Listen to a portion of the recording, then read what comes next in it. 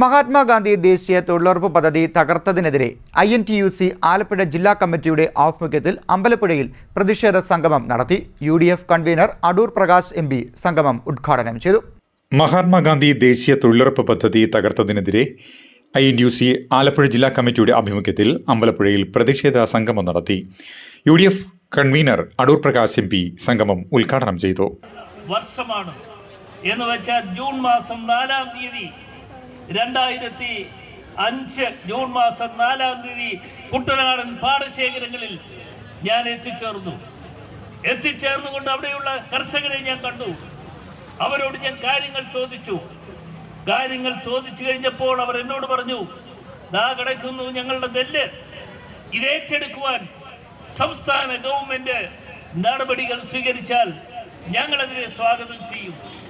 ഞാൻ അവരുമായൊക്കെ സംസാരിച്ചു കഴിഞ്ഞപ്പോൾ അവർ പറഞ്ഞു, ഞങ്ങൾക്കൊരു ഡിമാൻഡുണ്ട്.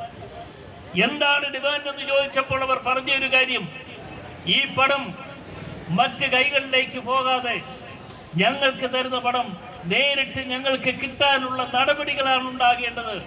അങ്ങനെ ഒരു തീരുമാനം കൈക്കൊള്ളുവാൻ കഴിയുമോ എന്ന് എന്നോട് ചോദിച്ച കാര്യം ഞാൻ ഇപ്പോൾ ഓർക്കുന്നു.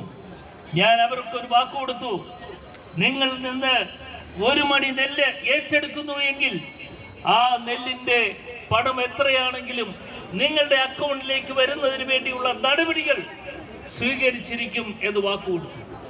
ആ വാക്ക് കൊടുത്തത് മാത്രമല്ല, പിന്നീട് ഞാൻ പാലക്കാട് പോയി ഇതുപോലെ കർഷകരെ വിളിച്ചു ചേർത്തു.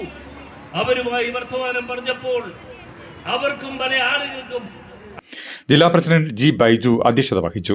KPCC ഉപാധ്യക്ഷൻ അഡ്വക്കേറ്റ് M. ലിജു മുഖ്യ പ്രഭാഷണം നടത്തി. AK രാജൻ, ഷാജി മോഹൻ, PD ശ്രീനിവാസൻ, അശോക് കുമാർ തുടങ്ങിയവർ ആശംസാ പ്രസംഗം നടത്തി. CDNet news, Kayamkulam.